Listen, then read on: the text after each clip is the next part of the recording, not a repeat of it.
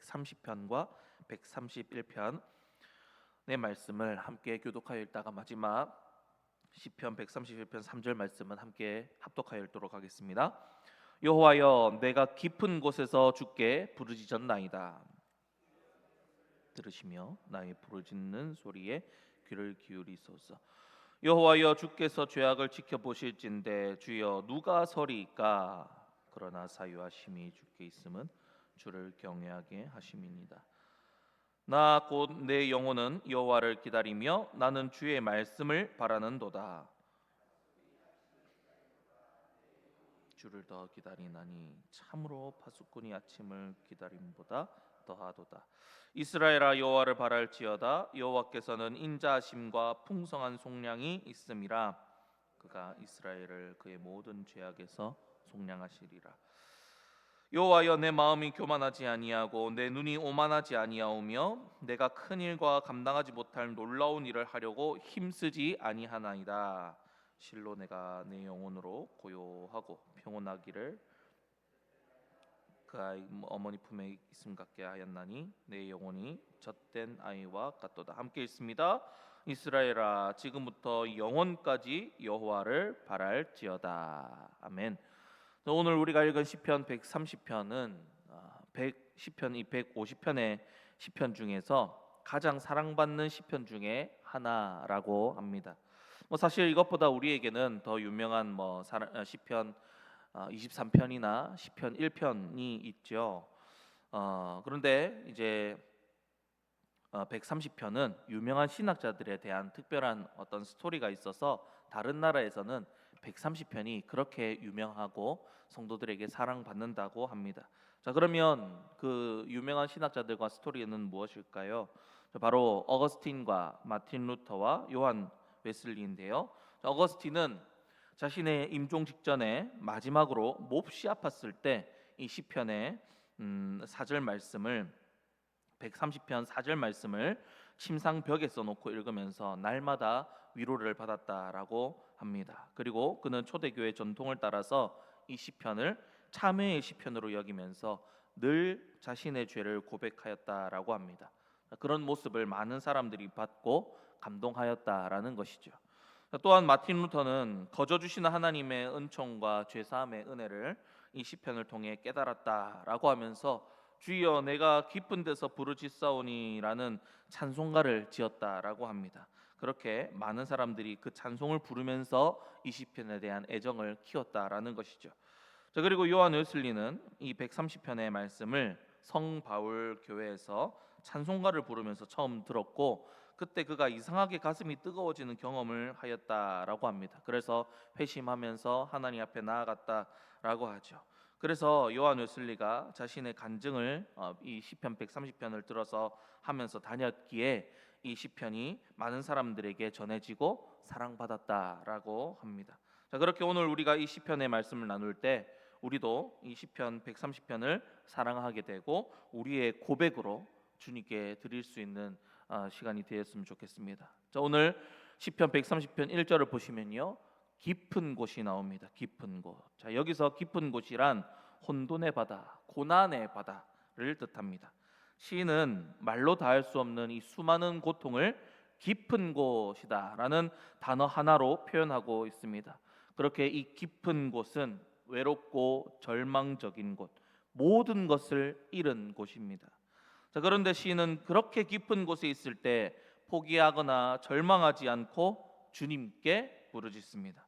왜냐하면 성도의 도움은 바로 주님께 있기 때문입니다. 그래서 성도들은 어려움이 있을 때, 고난이 있을 때 낙심하지 않고 2절 말씀처럼 오히려 도움 대신 하나님께 부르짖을 수 있는 거죠. 그리고 3절 말씀을 보시면 하나님께서 죄악을 지켜보시니 어느 누구도 주님 앞에 설 자가 없다라고 합니다. 그렇습니다, 여러분. 사람은 다 죄인이라 감히 하나님 앞에 설 자가 없습니다. 그러나 성도는 하나님께 죄를 용서받고 구원하심을 얻은 자들로서 하나님 앞에 설 수 있는 자들입니다. 물론 여전히 죄인이라 당당히 설 수는 없지만 겸손하면서도 담대하게 주님 앞에 나아가 설 수 있는 것이 바로 성도들입니다. 즉 사람들은 죄인으로서 하나님 앞에 누구도 나가설 수 없지만 죄를 용서받아 구원하심을 받아 하나님의 자녀요 하나님의 백성이 된 성도들은 하나님 앞에 설 수 있고 더 나아가 하나님의 도우심을 구할 수 있는 자들이라라는 것이죠. 바로 4절 말씀이 바로 그 말씀입니다. 그러나 사유하심이 주께 있으면 주를 경외하게 하심이니이다. 사유하심이란 용서하심의 다른 말입니다. 하나님께서 우리를 용서하시고 받아주시는 이유는 바로 주님을 경외하며 주님 앞에 나아올 수 있게 하시려고 죄를 용서해 주셨다라는 뜻입니다. 그런 의미에서 여러분, 기도는 아무나 할 수 있는 것이 아닙니다. 오직 하나님을 경외하는 하나님의 백성이자 자녀인 성도만이 할 수 있는 것입니다. 그래서 기도는 성도의 특권이라고 말할 수 있는 것이지요. 그러니 여러분, 우리가 깊은 곳에 빠질 때에 낙심하지 말고 기도로 주님의 도우심을 구하며 나아가는 우리가 되기를 소망합니다. 아무리 깊은 데라도 여러분, 하나님의 구원의 팔이 안 닿는 곳이 없습니다.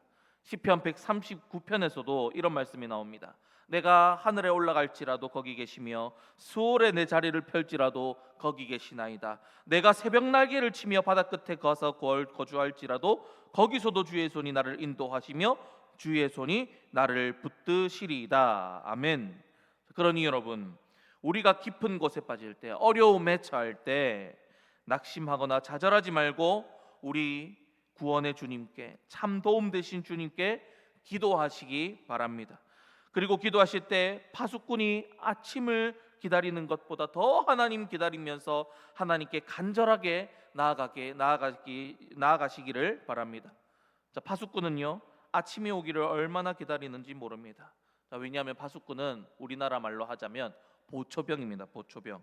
여러분, 보초병들은 밤을 지키는 보초병들은 아침이 오기를 얼마나 기다리는지 모릅니다. 저는 군인일 때 철책을 지키는 이 GOP에서 10개월간 근무를 했었는데요. 야간 근무일 때, 특별히 밤이 길고 추운 겨울 야간 근무일 때는 어찌나 아침이 그렇게 기다려지는 줄 모릅니다. 우리에게 고통과 고난이 따를 때 여러분, 파수꾼이 아침을 기다리는 것보다, 이 마음보다 더 간절히 주님의 도우심을 바라고 기다리면서 주님을 찾고 주님 앞으로 나아가시기를 바랍니다. 방금도 말씀드렸지만 이것은 우리의 특권입니다. 아무도 주님 앞에 나아가서 설 수 없지만 우리는, 구원받은 우리는, 주님께서 구원해 주신 우리는 하나님 앞에 나아갈 수 있습니다. 그리고 담대하게 우리 주님 앞에 나아가서 더 나아가서는 우리가 주님 앞에 도우심을 구할 수 있는 그런 우리의 특권, 성도의 특권이 있다라는 것입니다. 그러니 여러분, 우리가 고난이 따를 때, 깊은 곳에 빠질 때 주님 앞으로 나아가서 주님을 찾으시고 주님께 도우심을 구하시기를 바랍니다. 주님께서는 우리를 용서하신 이유가 뭐라고요? 우리를 주님께 경외하기 위해서, 도움을 주시기 위해서, 함께 하시기 위해서 우리를 구원하셨다라고 말씀하셨습니다. 그러니 여러분, 어려움이 당할 때, 깊은 곳에 빠질 때, 그때 우리의 작은 신음에도 응답하시고 구원의 팔을 어디든지 뻗어 우리를 구원하실, 능히 구원해내실 우리 주님께 나아가시기를 바랍니다. 주님께서 반드시 우리에게 선하게 응답하실 것입니다. 그리고 여러분, 우리는 우리 죄 때문에 깊은 데로 빠질 때도 있다라는 것입니다. 우리는 양 같아서 연약하여서 스스로 깊은 골짜기로 빠질 때가 있습니다. 자, 그런데 그때 우리가 잘못을 저지른 아이같이 고개를 들지 못하나 울며 주님 앞에 안길 때 주님께서는 우리를 그 품에 안아주시고 죄를 용서해 주신다라는 것입니다. 왜냐하면 우리 주님은 7절의 말씀처럼 인자하심과 풍성한 속량이 있으신 분이시기 때문입니다. 주님께서는 언제나 우리가 회개하고 돌아오기를 기다리고 계십니다. 안 되면 사랑의 회초리를 들어서라도 회개하고 돌아오게 하시는 분이시죠. 그러니 여러분, 우리에게 혹시 알면서도 모른 척하면서 어쩌면 딱딱하게 굳은 마음으로 죄를 짓고 있는 부분들이 있다면 회개함으로 주님께 나아갑시다. 그때 주님께서는 우리의 모든 죄를 속량하시고 우리를 받아주시고 안아주시고 거룩의 길로, 완전한 길로 우리를 인도해 주실 것입니다. 그리고 죄에 빠져서 허덕일 때, 아무것도 안 보이고 허덕일 때, 주님을 찾지 않을 때에도 하나님께서는, 선한 목자 되신 하나님께서는 우리를 친히 직접 찾아내셔서 구원의 팔로 끌어올리실 것입니다. 죄에 빠져 허덕여서 그 사망의 골짜기에서 허덕이며 그냥 그저 눈물로 울고 있을 때, 주님께서는 우리를 친히 찾아내셔서 그 구원의 팔로 건져내시며 주님 앞으로 나아갈 수 있도록 해주시는 분이십니다. 4절 말씀에도 주님께서 우리를 용서하시면 주님을 경외하기 위함이라 하셨지 않습니까? 그렇게 주님께서는 우리를 찾아내셔서 용서하심으로 주님 앞에 경외하시기 위해서 우리를 또 찾아내시는 그런 선하신 주님이시다라는 겁니다. 그러니 여러분, 우리가 날마다 주님 앞에 죄를 회개하며 나아감으로, 더욱 거룩함으로 하나님께 더욱 가까이 나아가는 우리가 되기를 소망합니다. 그리고 깊은 데로 빠져 있을 때, 우리가 죄에 빠져 있을 때 주님을 잊지 아니할 때, 주님을 어쩌면 좀 잊고 주님께 등을 돌린다 할지라도 하나님께서는 또 친히 찾아오셔서 직접 사랑의 회초리를 들어 치시면서 그렇게 하나님의 품으로 또 돌리시는 하나님이십니다. 여러분, 그런 하나님을 여러분 항상 기억하시면서 내가 죄에 빠졌을 때 주님을 기억하시기를 바랍니다. 주님께서는 이런 또 선하신 분이심을 기억하고 또 감사하는 우리가 되기로 합니다. 그렇게 하나님께서는 우리를 사랑하시고 우리를 결국에는 다 구원해내시고 건져내시는 선하신 주님이시다라는 겁니다. 그러니 여러분, 우리가 항상 주님께 감사함으로 그렇게 나아갈 수 있는 우리가 되기를 소망합니다.